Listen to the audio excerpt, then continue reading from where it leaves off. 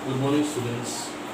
আজি আমি অধ্যায় 3 ধাতু আৰু অধাতু ইয়াৰ যিখিনি অংশ ৰৈ গৈছিলে সেইখিনি বুজিবলৈ চেষ্টা কৰোঁ। আমাৰ অধাতু বা ধাতুৰ কথা আগৰ ক্লাছত বুজোৱা হৈছে।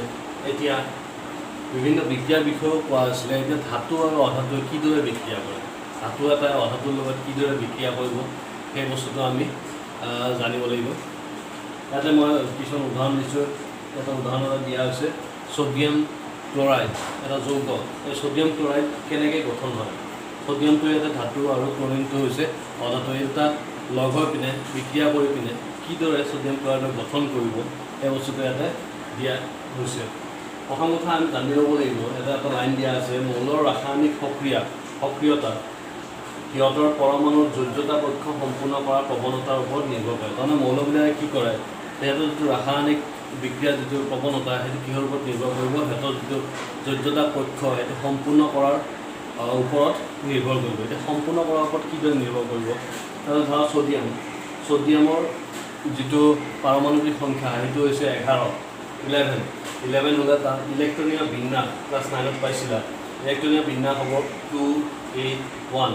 এই বস্তুটো 281 তাৰমানে ইহঁতৰ যিটো যোজ্যতা পক্ষ বা বহিৰ্তম পক্ষ থাকে, একদম বাহিৰৰ যিটো পক্ষ KLM, এম চেলটোত এটা ইলেক্ট্ৰন আছে।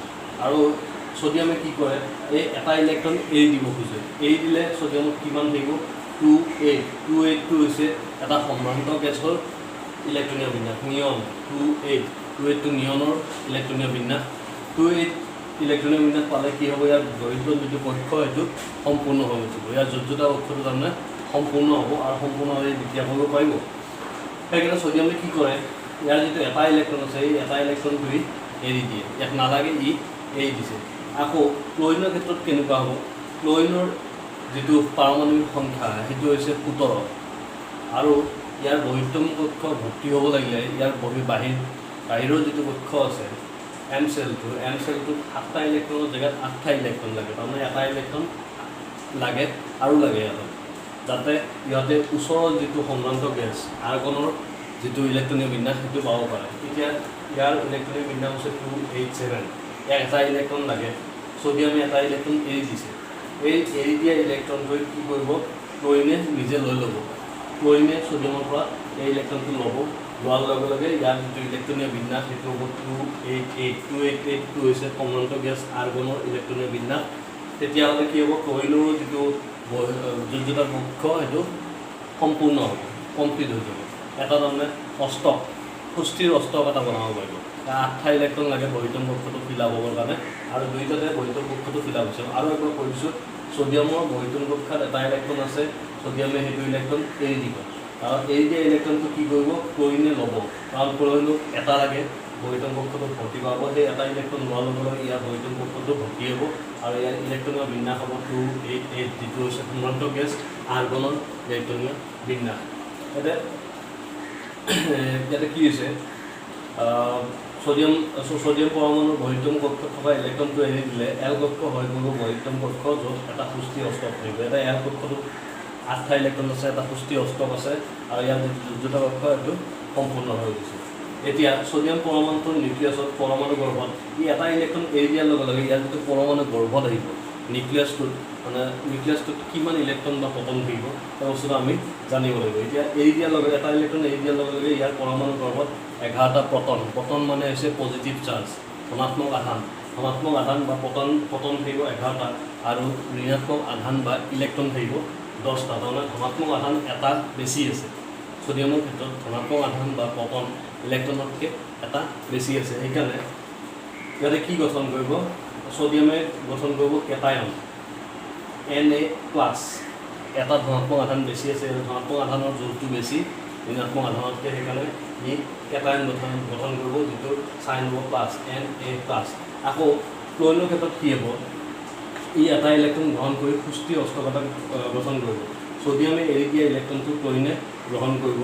ইলেক্ট্ৰনটো গ্ৰহণ কৰাৰ পিছত ক্লৰিনৰ পৰমাণু গৰ্ভত, এতিয়া ইলেক্ট্ৰন লোৱাৰ পিছত ক্লৰিনে এটা ইলেক্ট্ৰন লোৱাৰ পিছত ইয়াৰ পৰমাণু গৰ্ভত কিমান ধনাত্মক আৰু কিমান ঋণাত্মক আধান থাকিব আমি জানিব লাগিব। ইয়াতে ধনাত্মক আধান থাকিব 17টা তাতে প্ৰথম থাকিব 17টা ধনাত্মক আধান পজিটিভ চাৰ্জ থাকিব 17টা আৰু নেগেটিভ চাৰ্জ বা ঋণাত্মক আধান বা ইলেক্ট্ৰন থাকিব 18টা তাৰমানে এটা ইলেক্ট্ৰনৰ সংখ্যাটো বেছি সেইকাৰণে ই কি গঠন কৰিব ই গঠন কৰিব এনায়ন Cl মাইনাছ মনত ৰাখিবা সোডিয়ামৰ ক্ষেত্ৰত কি হ'ব এটা ইলেক্ট্ৰন এৰি দিয়াৰ পিছত ইয়াৰ ইলেক্ট্ৰনৰ সংখ্যাটো কমি আহে আৰু প্ৰথমৰ সংখ্যাটো বাঢ়ি যায় সেইকাৰণে ই কেটায়ন গঠন কৰে পজিটিভ Na+ গঠন কৰিব আৰু ক্লোৰিনৰ ক্ষেত্ৰত কি হ'ব ই এটা ইলেক্ট্ৰন লাভ কৰাৰ লগে লগে ইয়াৰ যিটো নেগেটিভ চাৰ্জ থাকিব যিটো ইলেক্ট্ৰনৰ সংখ্যা থাকিব সেইটো প্ৰটনৰ সংখ্যাতকৈ বাঢ়ি যাব আৰু প্ৰটনৰ সংখ্যাতকৈ ইলেক্ট্ৰনৰ সংখ্যা বাঢ়ি যোৱাৰ কাৰণে ই কি গঠন কৰিব ই গঠন কৰিব এনায়ন মানে মাইনাছ Cl মাইনাছ লাষ্টত দিছোঁ সোডিয়াম আৰু ক্লৰাইড আয়ন দুটা বিপৰীত আধানযুক্ত হোৱা হেতুকে দুইটা বিপৰীত আধানযুক্ত সোডিয়াম হৈছে পজিটিভ প্লাছ ই হৈছে ধনাত্মক আৰু ক্লৰিন হৈছে ঋণাত্মক আগতেও আমি কৈছোঁ পজিটিভ আৰু নেগেটিভ সদায় আকৰ্ষণ কৰে কাৰণ দুটা বিপৰীত ধৰ্মী হ'লে চাৰ্জ দুটা যদি বিপৰীত ধৰ্মী হয় আধান দুটা যদি বিপৰীত ধৰ্মী হয় তেনেহ'লে ই আকৰ্ষণ কৰিব সোডিয়াম আৰু ক্লৰাইড আয়ন দুটা বিপৰীত আধানযুক্ত হোৱা হেতুকে পৰস্পৰে পৰস্পৰ আকৰ্ষণ কৰে আৰু দৃঢ় বিদ্যুৎ আকৰ্ষণীয় বলৰ দ্বাৰা বান্ধ খাই থাকে ই কিছুমান দৃঢ় ইলেক্ট্ৰনীয় বন্ধন ল'লে দৃঢ় বিদ্যুৎ আকৰ্ষণীয় বলৰ দ্বাৰা বুলি কৈছে ইলেক্ট্ৰভেলেণ্ট ফ'ৰ্চ বুলি কয় এইটো ইলেক্ট্ৰভেলেণ্ট ফ'ৰ্চৰ দ্বাৰা ই বান্ধ খাই দিবে সহজে থাকিব নোৱাৰি এই বস্তুটো সোডিয়াম ক্লৰাইড যি এটা আয়নীয় যৌগ বা ইলেক্ট্ৰজ্যোতি যৌগ সেই যৌগটোৰ গঠনটো আমি চালোঁ এতিয়া মেগনেছিয়াম ক্লৰাইড আন এটা ইলেক্ট্ৰজ্যোতি যৌগ ইয়াৰ গঠনটো কেনেকুৱা হ'ব বা ই কি ধৰণে গঠনৰ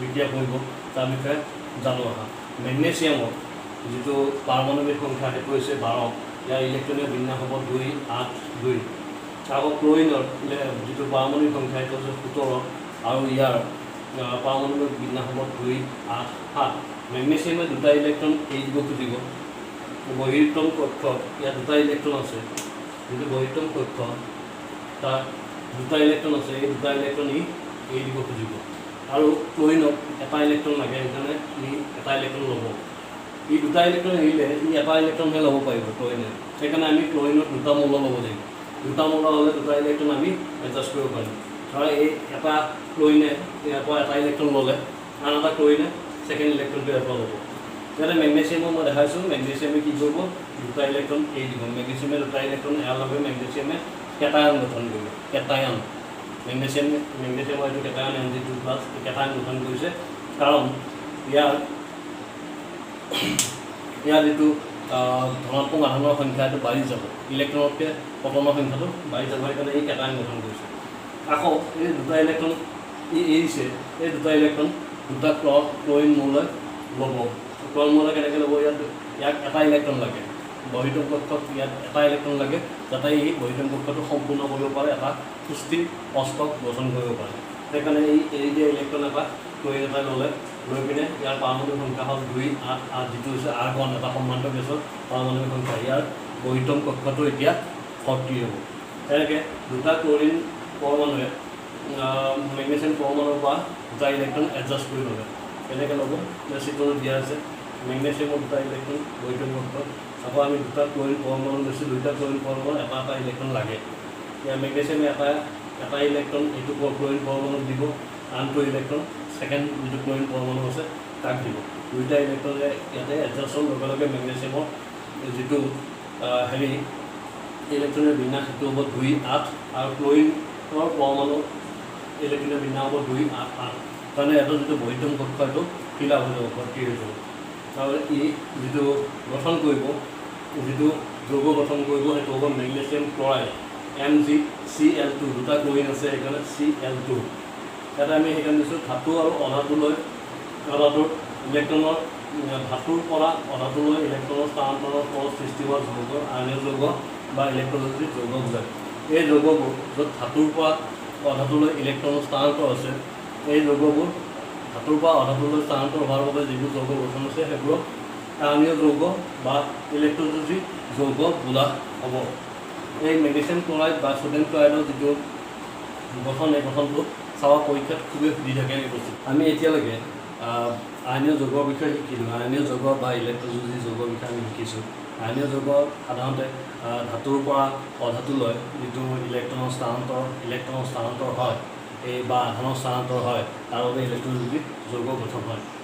এই যৌগবোৰৰ বিভিন্ন ধৰ্ম আছে। ইয়াতে প্ৰথমটো ধৰ্ম দিয়া হৈছে ভৌতিক ধৰ্ম, যিটো ফিজিকেল প্ৰপাৰ্টি বুলি কয়। ভৌতিক ধৰ্ম আয়নীয় যৌগবোৰ কঠিন বা গোটা আৰু কিছু দৃঢ়। এই আয়নীয় যৌগবোৰ তাৰমানে কঠিন, ধাতু যেনেকৈ কঠিন, আয়নীয় যৌগবোৰ কঠিন আৰু গোটা আৰু লগতে ইয়াতে দৃঢ়। কি কাৰণত ইয়াত কঠিন বা দৃঢ়? কিয়নো ধনাত্মক আৰু ঋণাত্মক আধানৰ মাজৰ বিদ্যুৎস্থিতিয় আকৰ্ষণীয় বল যথেষ্ট বেছি। তাৰমানে এই যিবোৰ যৌগ আছে, যৌগবিলাকত যিবোৰ আয়ন জড়িত হৈ আছে বা আধান জড়িত হৈ আছে, এই আধানবোৰ মানে ঋণাত্মক আৰু ধনাত্মক আধানৰ মাজৰ যিটো আকৰ্ষণী বল, যিটো বিদ্যুৎস্থিতিয় আকৰ্ষণী বল বুলি কৈছে, এই আকৰ্ষণী বলটো বহুত বেছি। সেইকাৰণে ইয়াত সহজে ভাঙি দিব নোৱাৰি। কিন্তু এই পদাৰ্থবোৰ আকৌ চনকা, যি ব্ৰিটেল বুলি কোৱা আছে, চনকা, ইহঁতৰ ওপৰত যদি আমি চাপ প্ৰয়োগ কৰোঁ, আমি যদি বেছিকৈ চাপ প্ৰয়োগ কৰোঁ, তেন্তে ইয়াতে টুকুৰা টুকুৰ হৈ ভাঙি যাব। ইয়াতে মই এটা ছ'ডিয়াম ক্লৰাইডৰ যিটো যৌগ আছে, যৌগৰ এটা গঠন দেখাইছোঁ। ইয়াতে মানে আয়নবোৰ কেনেকৈ যৌগটোৰ ভিতৰত থাকে।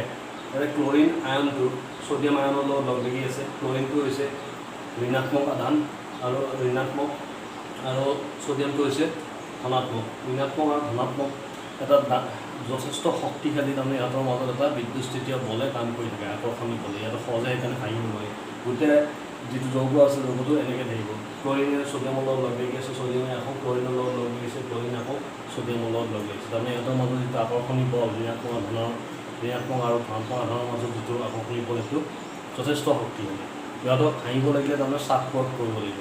আৰু যদি বেলেগ ধৰণে আমি ভাঙিব যাওঁ, তেন্তে ইয়াত যদি আমি তাপ প্ৰয়োগ কৰোঁ, তাপ বহুত বেছি তাপ প্ৰয়োগ কৰিব লাগিব। এইটো দিয়া আছে, ইয়াৰ গলনাংক দিছে 1074 কেলভিন। ইমান উষ্ণতালৈকে আমি ইয়াক গৰম কৰিব লাগিব, তেতিয়াহে আমি ইয়াৰ বিগলিত বা গলিত অৱস্থা এটা পাম, মনষ্টেণ্ট ষ্টেটটো পাম। 2 নম্বৰ দিয়া আছে গলনাংক আৰু উতলাংক। আয়নীয় যৌগবিলাকৰ গলনাংক আৰু উতলাংক বহুত বেছি। এই যিটো ধৰ্ম আছে, ভৌতিক ধৰ্মৰ লগত এইটো ৰিলেটেড, কাৰণ ইহঁতৰ আন্তঃ আয়নীয় বিদ্যুৎস্থিতিয় আকৰ্ষণী বল অতি প্ৰবল। মই অলপ আগতে কৈছিলোঁ, এই যিটো যৌগবিলাকৰ যিটো আয়ন আছে, এই আয়নবোৰৰ যিটো বিদ্যুৎস্থিতিয় আকৰ্ষণী বল, এইটো বহুত বেছি। ইয়াক ভাঙিবলৈ হ'লে আমি বহুত বেছি তাপ প্ৰয়োগ কৰিব লাগিব। ইয়াক যদি আমি গলিত অৱস্থালৈকে নিব লাগে, তেন্তে আমি ইয়াৰ ওপৰত বহুত তাপ প্ৰয়োগ কৰিব লাগিব, তাপ শক্তিৰ বহুত প্ৰয়োজন হ'ব। ইয়াতে আমাৰ ছ'ডিয়াম ক্লৰাইড অলপ আগতে আমি ইয়াৰ গঠনটো দেখাইছিলোঁ। ছ'ডিয়াম ক্লৰাইড যিটো আয়নীয় যৌগ আছে, ইয়াৰ গলনাংক তাৰমানে কিমান ডিগ্ৰী চেলচিয়াছত এই বস্তুটো গলিব। গলনাংক হৈছে 1074 কেলভিন, বহুত বেছি। উতলাংক কিমান ডিগ্ৰী চেলচিয়াছত ই উতল আহিব, এইটো হৈছে 1686 কেলভিন, বহুত বেছি। মেগনেছিয়াম ক্লৰাইড, এইটো গঠন লগতে দেখুৱাইছিলে, এইটো গলনাংক হৈছে 981 কেলভিন আৰু উতলাংক হৈছে 1685 কেলভিন। কেলছিয়াম অক্সাইড, যিটোক আমি পুৰা চূণ বুলি কওঁ, যিটো গোটা চূণ আমি কিনি আনো, সেইটোৰ গলনাংক হৈছে 2850 কেলভিন আৰু উতলাংক হৈছে 3120। আমি যেতিয়া পানীৰ লগত ইয়াত মিক্স কৰি উতল আহিলে ইমান ডিগ্ৰী কেলভিনলৈকে যায়। সেইকাৰণে ইয়াৰ গৰমটো, তাপ শক্তিটো বহুত নিৰ্গত হয় যেতিয়া আমি চূণ পানীত দিওঁ। মনত ৰাখিবা, গলনাংক আৰু উতলাংক আয়নীয় যৌগৰ বহুত বেছি, কাৰণ ইয়াৰ আকৰ্ষণী বলটো, বিদ্যুৎস্থিতিয় আকৰ্ষণী বল বহুত বেছি। তাৰ উপৰি 3 নম্বৰ যিটো আমাৰ ধৰ্ম দিছে, এইটো হৈছে দ্ৰৱণীয়তা। এই যৌগবিলাক পানীত দ্ৰৱণীয়, তাৰমানে পানীত এই যৌগবোৰ দ্ৰৱণীয়, ইয়াত মিলি যায় পানীৰ লগত। চেনি যেনেকৈ পানীৰ লগত, চেনি যেনেকৈ পানীত দ্ৰৱণীয়, ঠিক এই যৌগবোৰ, আয়নীয় যৌগবোৰ পানীত দ্ৰৱণীয়। কিন্তু কিছুমান দ্ৰাৱক, যেনেকৈ কেৰাচিন, পেট্ৰল, এই দ্ৰাৱকবোৰত ইয়াক আমি মিলাই দিব নোৱাৰিম বা এই দ্ৰৱণীয় নহয়। ইয়াৰ দ্ৰৱণীয়তা শূন্য, পেট্ৰল আৰু কেৰাচিনৰ ক্ষেত্ৰত। 4 নম্বৰ যিটো ধৰ্ম, সেইটো হৈছে বিদ্যুৎ পৰিবাহিতা। ইয়াৰ মাজেৰে তাৰমানে বিদ্যুৎ পৰিবহণ কৰিব পাৰি নে নোৱাৰি। ইয়াক সাধাৰণতে ইয়াৰ মাজেৰে আমি কঠিন অৱস্থাত বিদ্যুৎ পৰিবহণ কৰিব নোৱাৰোঁ। কঠিন অৱস্থাত আয়নীয় যৌগই বিদ্যুৎ পৰিবহণ নকৰে। কঠিন অৱস্থাত ইয়াৰ মাজেৰে বিদ্যুৎ পাৰ নহয়, কিয়নো ইহঁতৰ দ্বিৰ গঠনৰ বাবে আয়নৰ লৰচৰ সম্ভৱ নহয়। তাৰমানে ইহঁতৰ যিটো দ্বিৰ গঠন, এই দ্বিৰ গঠনৰ বাবে আয়নবোৰ লৰচৰ কৰিব নোৱাৰে। এতিয়া বিদ্যুৎ পৰিবহণ হ'ব লাগিলে আয়নবোৰ পৰিবাহিত হ'ব লাগিব, লৰচৰ কৰিব লাগিব। এতিয়া লৰচৰ পাব লাগিলে কি কৰিব লাগিব? কিন্তু বিগলিত অৱস্থাত এইবোৰৰ মাজেৰে বিদ্যুৎ পৰিবহণ সম্ভৱ। তাৰমানে এই আয়নবোৰৰ যিটো বিগলিত অৱস্থা, সেই বিগলিত অৱস্থাতহে বিদ্যুৎ পৰিবহণ সম্ভৱ হ'ব। এতিয়া বিগলিত অৱস্থা মানে কি? কোনো বস্তুক যদি তাৰ গলনাংকলৈকে আমি গৰম কৰোঁ, তেন্তে এটা অৱস্থালৈকে সি গুচি যাব, যিটো অৱস্থাক আমি বিগলিত অৱস্থা বুলি কওঁ। এতিয়া যদি আমি ছ'ডিয়াম ক্লৰাইডৰ যদি বিগলিত অৱস্থা পাব লাগে, তেন্তে ইয়াৰ গলনাংকলৈকে আমি ইয়াক গৰম কৰিব লাগিব। তাৰমানে 1074 কেলভিনলৈকে ছ'ডিয়াম ক্লৰাইডক আমি গৰম কৰিব লাগিব, তেতিয়াহে তাৰ বিগলিত অৱস্থাটো আমি পাম। সেই বিগলিত অৱস্থাত বিদ্যুৎ ইয়াৰ মাজেৰে পৰিবাহী হ'ব। মনত ৰাখিবা, কঠিন অৱস্থাত বিদ্যুৎ পৰিবাহী নহয় আয়নজোগৰ মাজেৰে, কিন্তু তাৰ যিটো বিগলিত অৱস্থা, যিটো গলনাংকলৈকে যদি আমি তাক গৰম কৰোঁ, তেন্তে সেই অৱস্থাৰ মাজেৰে বিদ্যুৎ পৰিবহণ সম্ভৱ হ'ব।